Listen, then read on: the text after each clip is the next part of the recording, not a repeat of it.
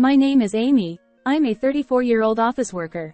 I've been married to Tom, a classmate from my university days, for 10 years. Actually, we don't have children yet. This is because I had a surgery due to illness when I was a child, and which has made it difficult for me to conceive.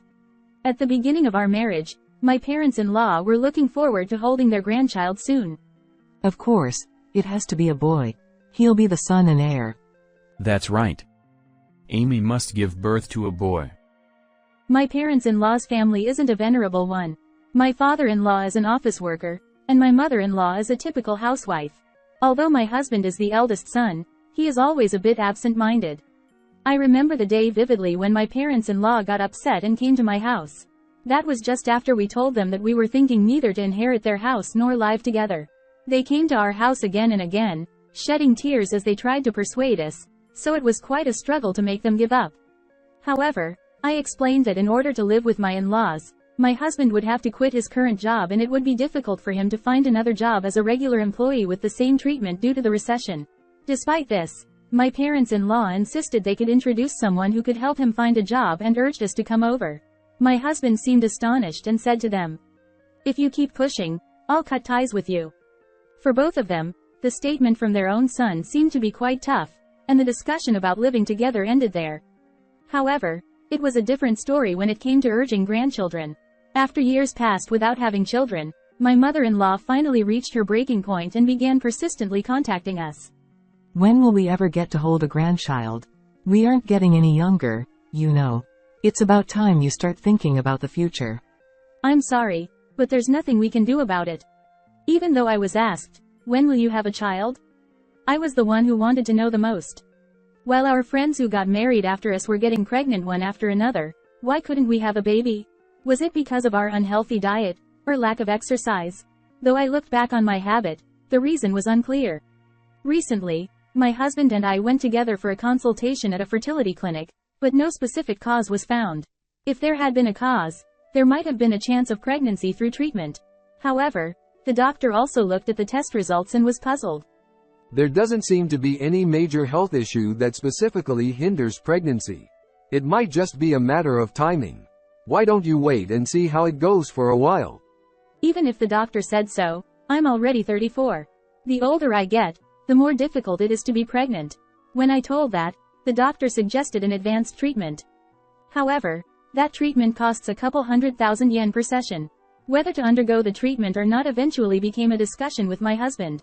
Every night as I got into bed, I've started researching about the treatment, and it often led to sleepless nights.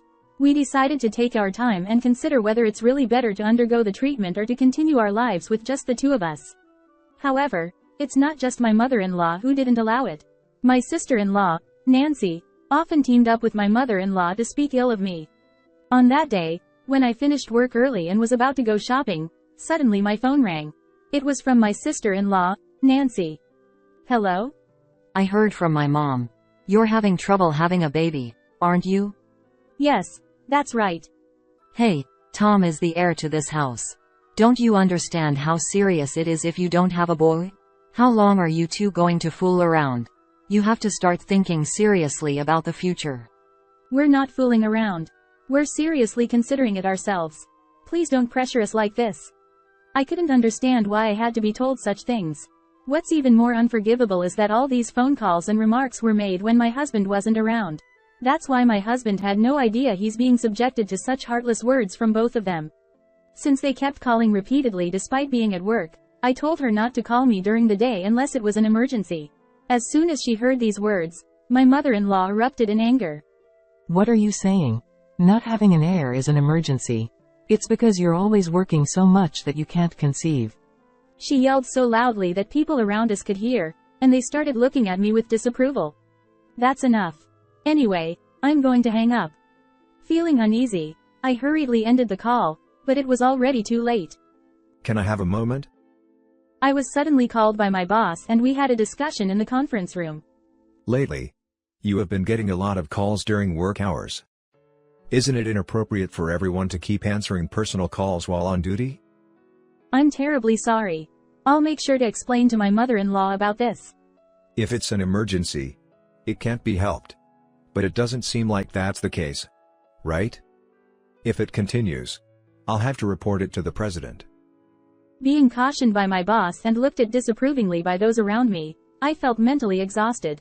Even my colleagues with whom I had been close seemed distant, and I found myself eating lunch alone more often. Despite working diligently, I couldn't understand how things had come to this. Before I knew it, I had lost 11 pounds in weight. I had a poor complexion due to the inability to eat, and I had been feeling unwell for a while. Even the colleagues who had been distant before seemed to realize the severity of the situation and suggested taking a break from work. However, I was in no condition to even listen to their advice properly. After I got home, I sat alone in the dark room, shedding tears without even turning on the lights. My husband found me when he got home in such a state, hurried to my side. What's wrong? What happened? He dropped his bag and rushed over to me. Upon seeing his face, I felt reassured and suddenly burst into tears. I continued crying until my voice became hoarse, and throughout, my husband was gently patting my back. After I calmed down from crying, I told my husband everything that had happened. I explained how my mother-in-law repeatedly called me during work, urging me to have a child, and how my sister-in-law would join in, pressuring me to have a successor. I didn't hide anything, even mentioning how I received a scolding from my boss because of the frequent calls during work hours. It's a family matter, and they're my husband's family. Hearing negative comments about our own family isn't pleasant for anyone. But my husband listened to me without interrupting, until the end. I'm sorry for saying all that about your family, but I just can't take it anymore. With tears held back, I told my husband in a trembling voice, and suddenly, he pulled out his phone from his pocket. Hey, Mom? Will you stop calling Amy from now on? What you've been doing is bullying her. From the conversation, it was clear that the person on the phone was his mother. Hearing this, once again, she countered him with a sharp tone. What are you talking about? I'm just trying to give you guys advice out of concern. How on earth does that equate to bullying? Amy, are you being a bit paranoid? She refused to admit any wrongdoing and kept blaming me. Despite this, my husband stood his ground. He made it clear that matters concerning the children were between us as a couple and requested that she refrain from intervening. However, while it may be a marital issue for us, it's not just a matter between us from my mother-in-law's perspective. As the eldest son and heir of this household, my husband should be more aware, according to my mother-in-law. I didn't expect that there were still people bringing up the issue of the heir even in this era. I listened with astonishment to her words, feeling incredulous inside. As the conversations with my mother-in-law became increasingly tiresome due to the lack of understanding, my husband sighed heavily right in front of me. Listen, Amy has been getting scolded by her boss because of you guys. Doesn't it break your heart to see Amy, who's working so diligently, being treated unfairly? Please, stop calling. With that said, he abruptly ended the call. Sorry for the trouble caused by my mom and sister. You can ignore their calls and texts, and feel free to block them if you want. Thanks for speaking up for me. Yeah, I'll block them. After that day, we didn't receive any calls or texts from them. When they couldn't reach me, they started calling my husband. At first, he dealt with it casually, but as it became more troublesome, he seemed to reach his limit. Enough is enough. I won't answer your calls anymore, and I'll block your messages. With that, even my husband started blocking their calls and messages. The two who couldn't accept it showed up at our house later, banging on the front door and shouting loudly. Hey Tom, Amy? We are here, open up quickly. We've come all the way to visit, so why can't you even welcome us properly? What kind of upbringing did you have? I'd like to see your parents' faces. While they criticize us for not opening the front door, isn't it more uncouth to shout loudly at 6 a.m. on a holiday? My husband was awakened by the commotion, and was quite angry, not only because he had just woken up but also because his mother and sister had been making noise outside since the morning. Enough already. Do you know what time it is? If you make any more noise, I'll call the police. Just mentioning the word, police, might make many people hesitate and stop their harassment, wouldn't it? However, even when they heard that, they didn't leave. Instead, they showed a stance that they wouldn't leave until they were let in the house. Thinking that it would be a considerable nuisance to the neighbors, we reluctantly unlocked the door. As the door opened, they casually kicked off their shoes and barged into the room. What do you think you're doing? Ignoring calls and messages, is this how you treat your real parents? Exactly. It's so disrespectful of you as a daughter-in-law. Especially when I came to share the news of my pregnancy. What? Pregnant? With that, Nancy took an ultrasound picture out of her bag and showed it off in front of me. Nancy, who got married last year, had conceived a baby with James. My mother-in-law proudly mentioned it was her first grandchild and boasted about it to me. Congratulations. Take care of yourself during this important time, I said. Nancy smirked and said, You must be feeling jealous that I got pregnant first, right? I didn't particularly feel jealous, but there was a slight tinge of envy. However, since many friends who married after me were already giving birth, I had grown accustomed to being overtaken. Still, Nancy's constant boasting with a smirk on her face didn't exactly warm my heart. Probably Nancy's pregnancy had shifted my in-laws' focus. My husband's mother had simply stopped bombarding him with incessant calls. However, my mother-in-law seemed a bit disappointed that the baby turned out to be a girl, as she had her heart set on a boy initially. Nevertheless, I think it was happy that they had come to see us. When my husband expressed this sentiment to them, my usually opinionated mother-in-law fell silent. We hadn't given up either.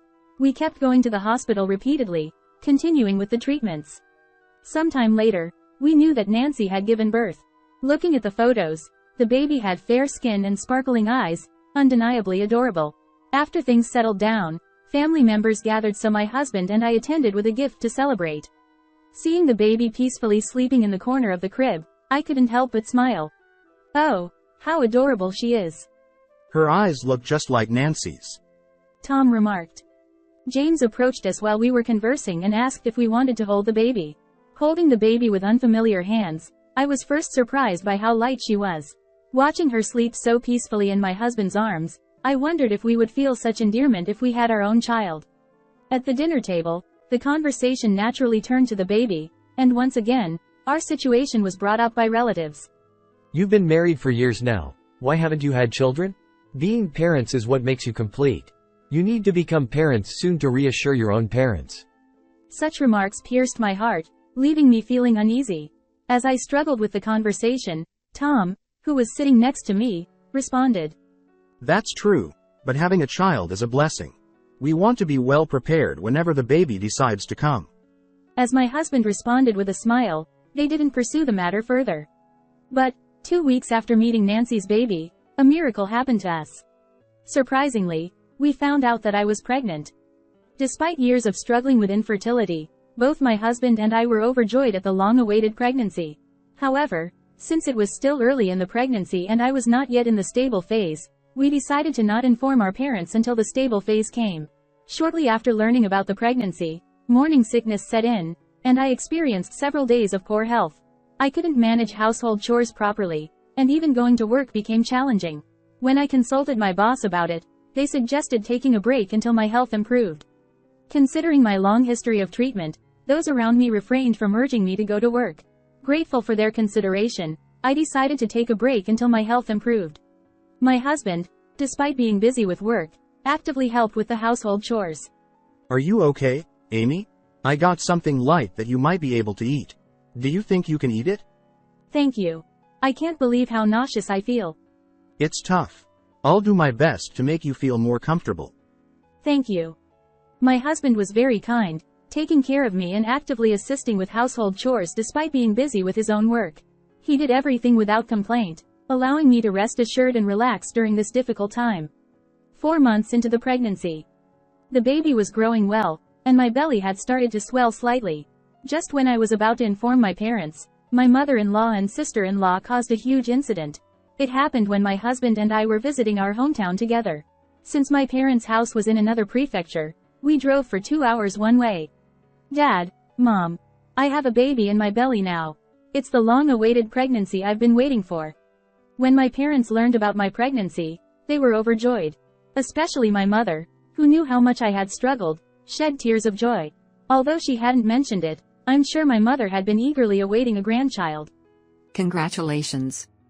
Take care of yourself during this crucial time. Thank you. We plan to visit again when it's time for giving birth. We stayed overnight and returned home the next morning. When I tried to unlock the front door, our nosy neighbor, Mr. Ollivander, from down the street, showed up. He wasn't a bad person, but once he got involved, he tended to stick around, making him a bit of a hassle. As I looked at his face, he seemed troubled about something. Can I have a word? Sure, What is it? From your house, the crying of a baby was quite loud yesterday. Are you taking care of it properly? Huh? A baby? What are you talking about, Mr. Ollivander? My baby is still in my belly. The baby hasn't been born yet. Huh? But it was really loud yesterday, and Mrs. Sean and I were worried. It seemed to be coming from inside your house. Not understanding what he meant, I decided to open the house and check the rooms. There was no baby born yet in our house, so it must have been a misunderstanding on Mr. Ollivander's part. Hey Amy, it's urgent. Come over here. What's wrong? Wait, what is this? In the middle of the living room, there was a baby lying on a futon. The baby looked unwell, with a full diaper emitting a foul smell. Wait, isn't this Nancy's baby? I recognized the baby. It was the girl born to Nancy. But why was she sleeping here? There were many questions, but at the moment, we needed to call an ambulance and the police. My husband and I made calls, and within about 10 minutes, both the ambulance and the police arrived. The baby was quickly taken away by the ambulance, and during that time, my husband and I were asked by the police. Mr. Ollivander, who claimed to have heard the crying yesterday, also participated in the police inquiry. Was it around 2 p.m. yesterday? I saw 2 women entering this house. One of them was carrying a baby, so I assumed it was yours. The crying was quite loud, echoing outside. We left for my parents' house yesterday around 10 a.m. Besides, as you saw, our baby hasn't been born yet. Those 2 women were probably my mother-in-law and sister-in-law. To be sure, we tried calling my mother-in-law and sister-in-law, but couldn't reach them. So, my husband called Nancy's husband. Unexpectedly, we got shocking news. Nancy and my mother-in-law were apparently on a trip to South Korea together. Nancy mentioned that our daughter was supposed to be with you, Amy. That's why I didn't make any confirmation calls. I never imagined this would happen. They probably assumed we'd be back that day, so she left the baby. They never expected us not to return during the day. I quickly told him the hospital information and he said he would head there immediately. After explaining the situation to the police, they said they would ask my mother-in-law and her daughter upon their return and left my house. After the police left, anger began to well up inside naturally. I couldn't forgive leaving their child alone in such a room just because they wanted to have fun. My husband and I headed to the hospital where the baby was transported. The doctor informed us that while the baby was weak, there were no life-threatening issues, and she could likely go home in 2 to 3 days. Oh, thank goodness. I was so worried about what might have happened. Amy, Tom, I'm truly sorry for what happened. Nancy's actions led to a terrible incident. No, we're just relieved that nothing serious happened. However, there are still lingering mysteries. One of them is how they managed to break into our home. Neither my husband nor I have given out spare keys to anyone. How could they have possibly gained access? Regardless, we need to change the locks as soon as possible. I'll contact a locksmith to come over. Yeah, let's do that. But, will only changing the locks truly solve the problem? As long as they know where our house is, they might come back again. Fortunately, the house was company-owned, and we've been considering buying our own home when we have kids. I should discuss it with my husband and we should consider moving to a different location until the house is ready. Sometime later, I received a call from James. He informed me that upon their return to Japan, they were immediately taken into police custody for questioning.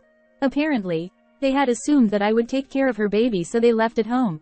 They never expected that we weren't supposed to come back. They were taken in by the police on suspicion of child abandonment. However, they seemed unwilling to accept responsibility. I'm not guilty. Amy is the one at fault. She didn't take care of her in my place. I'm innocent. Exactly. We never thought they would leave the house unattended. They didn't inform us beforehand. They are at fault too. They persisted in blaming me for not taking care of the baby, insisting they had done nothing wrong. Even the police officers conducting the inquiry were astonished by their selfish opinions. As for how they managed to enter my house, it turned out that during a previous visit, my mother-in-law found a key in the entrance. Then, she secretly took it and had a copy made without my knowledge. Assuming I had simply misplaced the key, I hurriedly had a spare made. I never imagined they would secretly duplicate the key. In addition to child abandonment, they were arrested for unlawful entry into the residence. Later, my father-in-law and James came to our place to apologize for what they had done.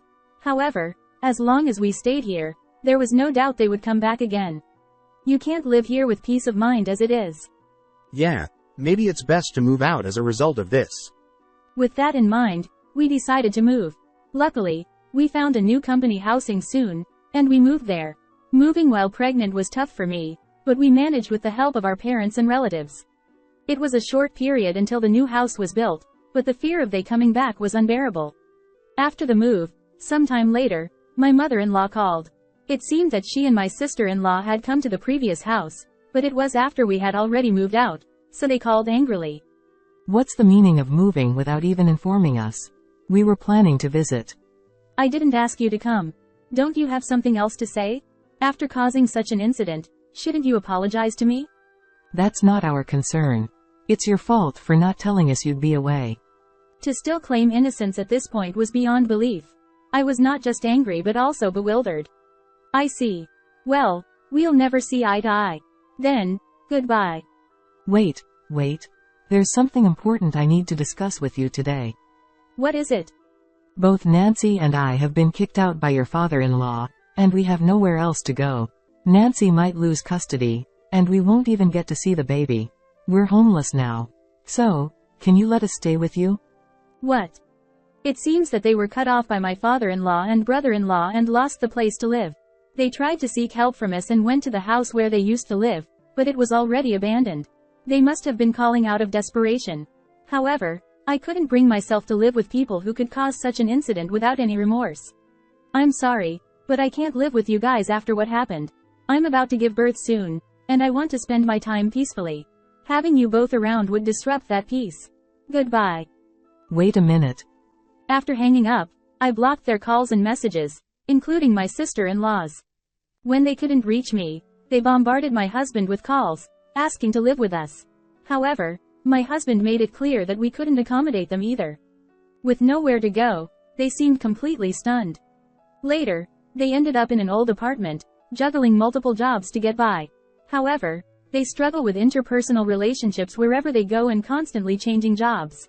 Also, they're tight on money and they argue almost every day. On the other hand, I welcomed my long-awaited baby into the world. Holding my child in my arms fills me with indescribable love and warmth. I'm sure that there will be challenges. I am determined to work together with my husband to make our child happy. How was today's story? Don't forget to subscribe to the channel. Until next time, take care.